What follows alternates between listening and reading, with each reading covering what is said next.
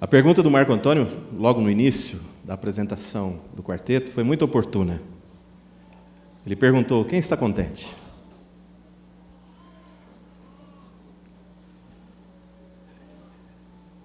E a pergunta pelo contentamento e pela felicidade é a pergunta que deve ficar guardada hoje no meu coração e no seu coração.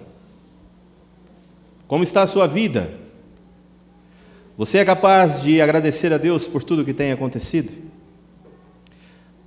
Eu quero propor a você, através da palavra de Deus, este princípio de vida. Um princípio de vida que se fundamenta no contentamento, na alegria e na felicidade daquele que está sempre na presença de Deus, como nós acabamos de ver no Salmo de número 16, versículo de número 11, do qual todos nós falamos. Feliz é aquele que está na presença de Deus, e alegre é a sua vida.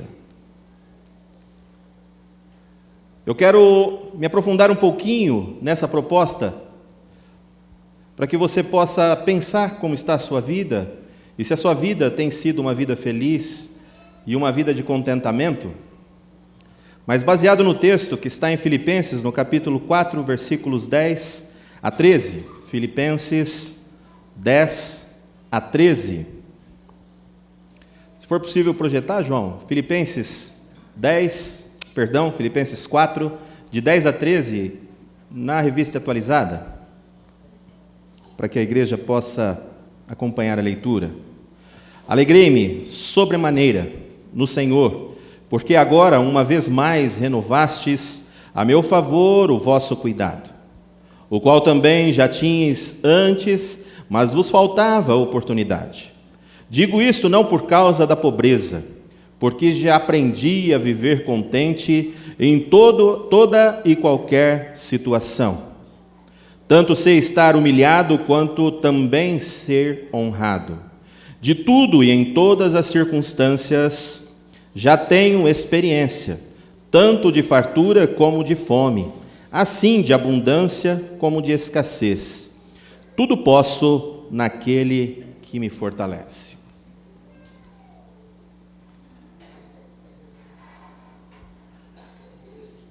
Muitas pessoas dizem que esse livro, a Bíblia, ele serve para uma série de coisas, e é verdade.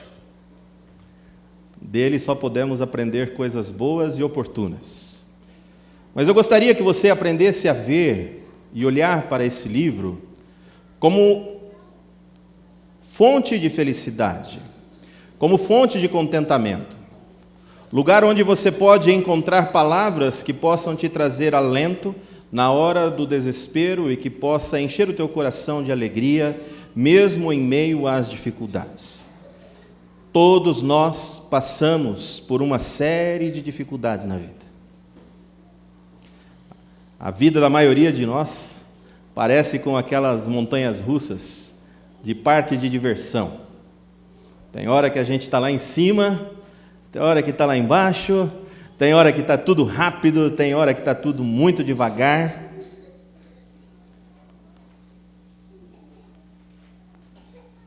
E a proposta que eu trago para o seu coração nesse momento é a seguinte, baseado no texto que nós vimos. É possível ser feliz e encontrar contentamento em meio à dificuldade? Quando nós lemos o versículo de número 13, que para muitos é mote de vida, e muitas pessoas usam esse versículo até como um amuleto, como se fosse algo capaz de mudar a circunstância, a situação por si só, ao dizer que eu, aí as pessoas, por não compreenderem o versículo que vem antes, ou depois, mas se firmam só nesse daí, diz assim: eu posso todas as coisas naquele que me fortalece. Mas desconhecem os versículos que antecedem, desconhecem o contexto no qual Paulo escreve essas cartas. Vocês percebam que nós começamos pelo versículo de número 10, quando ele diz assim: alegrei-me ao ter notícias de vós. Alegrei-me ao saber que vocês se preocupam comigo. Isso trouxe contentamento ao meu coração. E vocês sabem por que Paulo diz essas palavras? Porque tudo estava bem na vida dele. Ele estava vivendo um mar de rosas, estava vivendo um momento abastado, estava vivendo um momento de potência. Não, muito pelo contrário. Paulo escreve essa carta à igreja em Filipos quando estava preso. É da cadeia que ele escreve essa carta. No momento em que muitos amigos tinham deixado ele, isso ele registra nos finais, no finalzinho desse livro. Poucas pessoas haviam ficado com ele. Ele estava prestes a ser julgado. E a história nos diz que desse julgamento ele foi condenado e levado à morte. E ele aguardava em Roma por esse julgamento. E olha, eu não sei se você, num momento de dificuldade parecida, quando a doença chega, quando a barriga ronca, quando o dinheiro falta no bolso, quando a conta no banco está estourada, quando o cartão de crédito está estourado, quando o desemprego bate à sua porta, eu não sei se você é capaz de dizer: tudo posso naquele que me fortalece. Mas o apóstolo Paulo disse, num momento de muita dificuldade da vida dele, e é muito interessante que essa carta que ele escreve aos Filipenses é a carta que ele escreve para propor alegria e felicidade às pessoas. Agora, como pode alguém falar de alegria e felicidade vivendo um momento de grande tribulação? Como pode alguém falar de felicidade estando tudo difícil na vida? Liberdade restrita, perseguição, proibido de falar a respeito do Evangelho. Como alguém que está vivendo esse momento na vida pode querer ensinar a respeito de alegria e de felicidade? Eu acredito que o coração de Paulo estava firmado nas palavras de Jesus no Sermão do Monte, quando ele começa aquele discurso. Está lá registrado em Mateus, no capítulo 5, trazendo as bem-aventuranças. E a palavra bem-aventurança significa feliz é aquele. Ou seja, bem-aventurado aquele significa feliz aquele. E aí então Jesus prega a felicidade àqueles que queriam segui-lo. Mas não é uma felicidade que proporciona que todos os problemas da vida sejam resolvidos. Muito pelo contrário. É uma felicidade proposta àqueles que, vivendo lutas e dificuldades, ainda assim são capazes de encontrar ânimo, alento e estampar um sorriso nos lábios.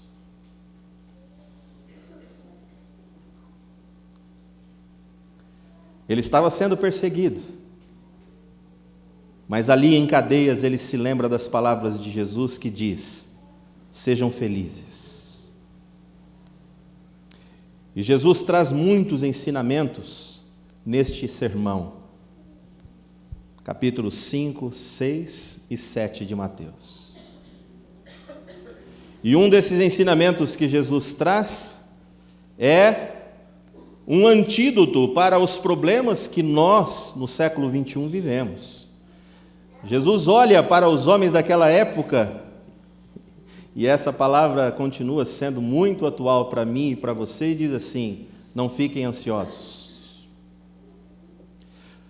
Porque Jesus sabe, meus irmãos, que a ansiedade é algo que é capaz de tirar a alegria e a felicidade dos nossos corações. Se tem um mal que assola o tempo em que nós vivemos, são os problemas de cunho emocional, psicológico, que no extremo chegam até se tornarem problemas psiquiátricos. A depressão e uma série de outros problemas muito comuns da nossa época. E nós sabemos que um dos motivos capaz de levar as pessoas à depressão é a ansiedade. Porque a ansiedade, ela turva o sorriso no rosto. Ela faz com que o coração fique enegrecido. faz com que a mente fique dispersa e nós não possamos mais enxergar a beleza que há na vida que Deus nos proporciona. E esta é a razão, então, pela qual Jesus diz: não fiquem ansiosos, porque cuidei de passarinhos, cuidei dos lírios do campo, certamente cuidarei de vocês. E ele termina esta pequena meditação trazendo uma palavra que está lá no capítulo de número 6, versículo 33, dizendo: buscai em primeiro lugar o reino de Deus e a sua justiça, e todas as coisas vos serão acrescentadas. Ora, eu não tenho a menor dúvida de que eram estas as palavras que estavam acalentando o coração de Paulo em meio à prisão. Eu não tenho dúvida alguma de que, ao lembrar-se das palavras de Jesus, mesmo preso, ele alegra o seu coração e ainda tenta encorajar as pessoas para quem ele escrevia. E por 2 vezes ele diz: alegrem-se. E depois ele repete: mais uma vez eu digo, alegrem-se. Porque a expressão da felicidade é aquilo que faz verdadeiramente com que o crente se destaque em relação às pessoas que não têm Jesus Cristo. A capacidade de viver serenamente em meio a um turbilhão de problemas. A capacidade de respirar e dizer: confio em Ti, Senhor. Nas Tuas mãos entrego a minha vida, Senhor. Nas minhas mãos entrego os meus problemas, Senhor. Na certeza de que esse Deus não nos desamparará e cuidará de cada um de nós. Quando assim nós fazemos, na certeza que estava no coração do apóstolo Paulo, certeza que ele compartilha com os filipenses e que compartilha conosco nessa noite. Eu quero dizer a você, que talvez está passando por um momento de luta e dificuldade na vida, alegre-se. Seja um bem-aventurado. Recorra a Deus e certamente Ele mudará a sua sorte. Recorra ao Senhor e com toda certeza Ele fará com que você possa encontrar prazer na vida. Porque a Bíblia, meus irmãos, em momento algum, ela condena a busca pelo prazer, muito pelo contrário. Deus nos criou para que vivamos vidas prazerosas.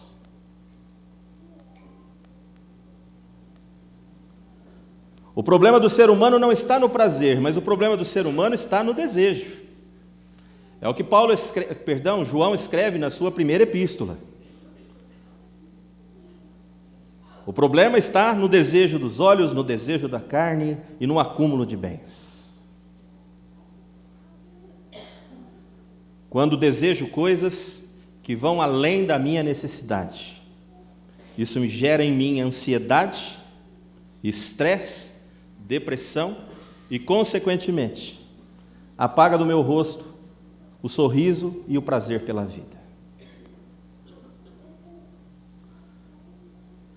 A palavra de Deus, ela tem a capacidade de trazer alegria ao seu coração nessa noite. A palavra de Deus, ela tem a capacidade de trazer para você o alento e dizer assim: se tudo está indo mal, acredite, porque você pode todas as coisas se você confiar. Tudo você pode naquele que te fortalece. É óbvio que para isso você precisa entregar a sua vida ao Senhor.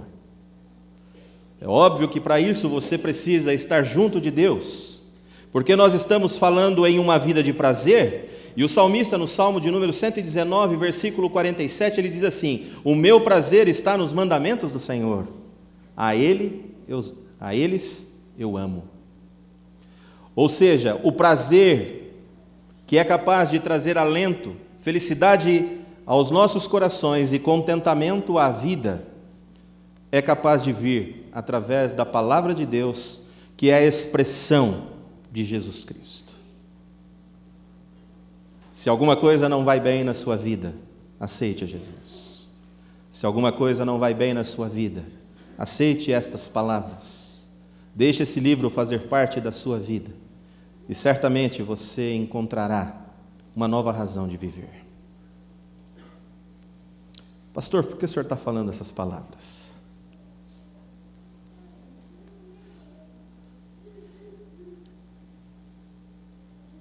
Para a turminha que vem comigo aqui às quartas-feiras,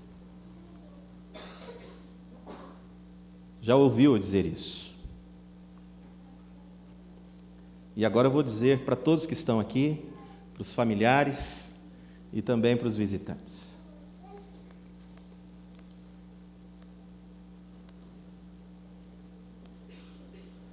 A vida, ela é bela para aqueles que estão com Jesus.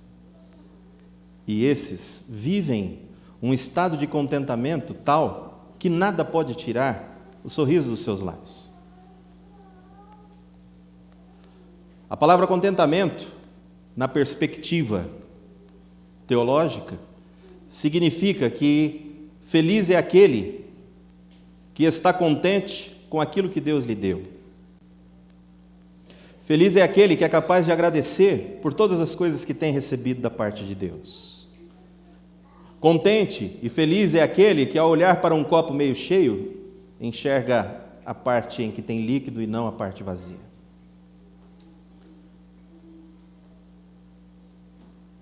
E depois de ter falado aqui por 12 minutos com vocês, eu sou sincero em dizer, nós pastores estudamos, nos debruçamos, passamos um tempo estudando teologia, mas a verdadeira escola é quando nós, pastores, começamos a andar e caminhar junto com cada um de vocês, porque isso é o que nos enriquece, a companhia de cada um de vocês, companheirismo, a amizade, aquele abraço gostoso. Quando percebemos que somos capazes de abençoar a vida de vocês, quando percebemos que vocês abrem os seus corações, as suas vidas e as suas famílias para que eu possa participar também dela. Apesar de ter estudado bastante, apesar de ter me preparado para trazer essas palavras para vocês, a minha atitude nessa noite, diante da Dona Cota, deveria ser uma atitude de silêncio. Porque o que posso eu dizer a essa mulher? Que todas as vezes que eu vejo chegando à igreja, sempre com um sorriso estampado no rosto, chega, estende os bracinhos na minha direção, me dá um abraço bem gostoso, e todas as vezes ela pergunta assim para mim: está tudo bem lá, pastor? E eu pergunto para ela: e a senhora está bem? Ela diz: está tudo bem, pastor. Às vezes a gente sabe que não está tudo bem. Às vezes a gente sabe que a saúde não está boa. Às vezes a gente sabe que está com um problema familiar. Mas ainda assim ela chega e com um sorriso é capaz de mudar o meu dia. Eu quero dizer isso para a senhora, viu, Dona Cota? O sorriso da senhora é capaz de mudar o meu dia, minha irmã. E me dar assim, a satisfação de viver o ministério que eu vivo. E poder conviver com a senhora. Do mesmo jeito que eu queria me calar diante dela, para aprender do exemplo de vida que ela dá, eu chamo a cada um de vocês, irmãos da igreja, para que olhem para a dedicação, a fidelidade e o contentamento com que essa mulher vive a vida. E quero dizer a vocês, familiares que estão aqui hoje, que também mirem nessa mulher, no exemplo de vida,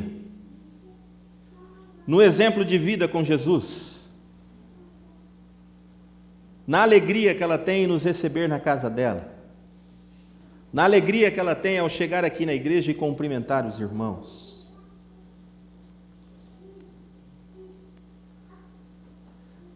80 anos não se faz todo dia. Mas eu quero desafiar você. Se você quer enxergar a vida de um jeito diferente, pela ótica da palavra de Deus, e viver esse contentamento, essa felicidade, essa bem-aventurança proposta por Jesus e pelo apóstolo Paulo. Tão importante quanto ver e ler essa palavra é seguir o exemplo de vida e o testemunho dessa mulher. Se você olhar para ela, você enxergará e saberá o bom caminho a ser seguido. É por isso que Paulo escreveu: sede, pois, meus imitadores, assim como eu sou de Cristo. O verdadeiro crente é aquele que mostra quem é pelo testemunho de vida, por aquilo que vive mais do que fala. Assim é a dona Cota. Portanto, se você quer aprender na prática a viver do jeito que eu propus nessa noite, se aproxime da dona Cota e deixe o sorriso dela, a alegria dela e o contentamento de vida influenciar a sua vida.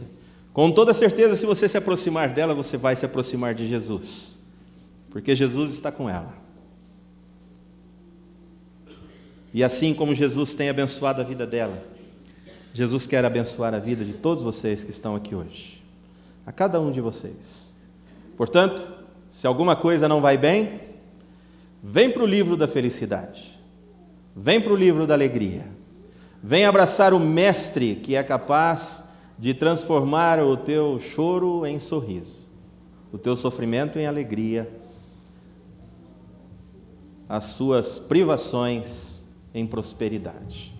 Que Deus nos abençoe e que Deus abençoe ricamente a vida de cada um de vocês. Vamos ouvir mais uma vez Maranata vocal. Nós vamos cantar então as bem-aventuranças. O que dizer quando se completa 80 anos? Poderíamos falar de alegria, poderíamos falar de tristezas, porque em 80 anos já se passou por tudo isso. Mais alegria do que tristeza, e mais a certeza que estamos com Jesus, Jesus está do nosso lado. E quando Jesus subiu ao monte, ele se assentou, aí os seus discípulos aproximaram-se dele. Ali Jesus começou o sermão chamado do monte, começou a falar do Evangelho, começou a ensinar, a discipular os seus próprios alunos, seus próprios discípulos. Eu acho interessante, pastor, que cristão é uma coisa meio doida assim, né? Tem nascimento de criança, prega o Evangelho. Tem aniversário, prega o Evangelho. Tem velório, prega o Evangelho. E as pessoas acham interessantes, como pode, né? A gente vai no velório público e tem vários locais, assim, várias pessoas lá sendo veladas ali pelos seus parentes, e no lado cristão tem bastante alegria, as pessoas cantam, né? As pessoas falam de Jesus, porque o Evangelho deve ser pregado a tempo e a fora de tempo. E algo que me chamou a atenção nas bem-aventuranças é que Jesus começa falando assim: bem-aventurado aqueles que sofrem, bem-aventurado aqueles que vão passar necessidade. É difícil isso, né? Feliz é aquele que vai ser triste. É algo parece que meio ilógico, mas quando você está com Jesus do seu lado, você entende isso. Só que ele termina essas bem-aventuranças falando que cada um de nós poderá passar por isso. Não é algo anormal, não. Mas ele termina essa parte que nós vamos cantar falando assim: regozijai-vos e alegrai-vos mais ainda. Por quê? Porque é grande o vosso galardão nos céus. Amém? Se nós não nos encontrarmos mais, nós encontraremos com certeza na glória, porque eu estarei lá, e espero que cada um dos amados irmãos também estejam lá para todo sempre.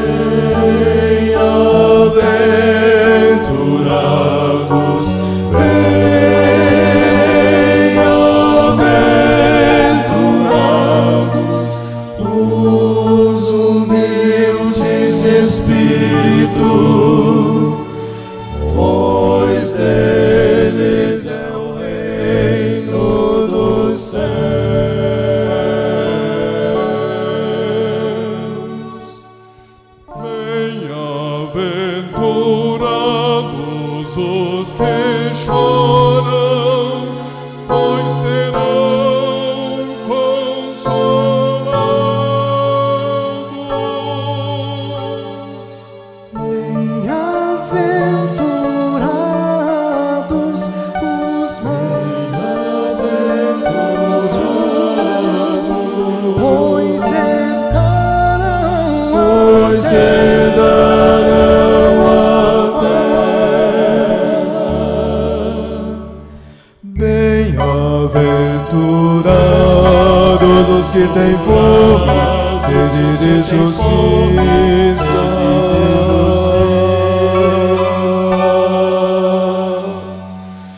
pois serão fartos, pois serão fartos. Bem-aventurados os misericordiosos, porque alcançarão misericórdia.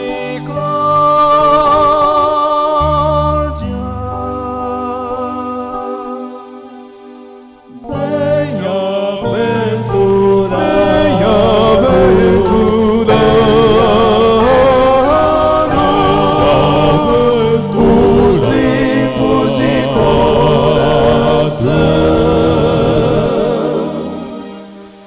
pois serão a Deus. Bem-aventurados os pacificadores, pois serão chamados filhos de Deus.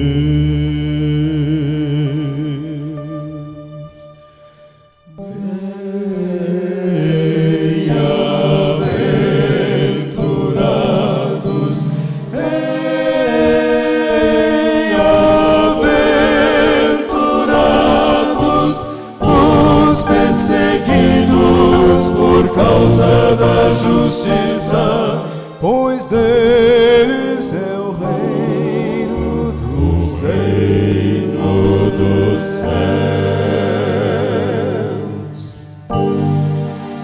Bem-aventurados sois quando por minha causa vos injuriarem e vos perseguirem, e mentindo disserem todo mal contra vós.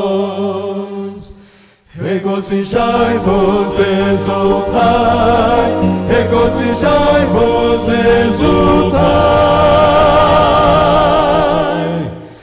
pois é grande o vosso galardão no céu.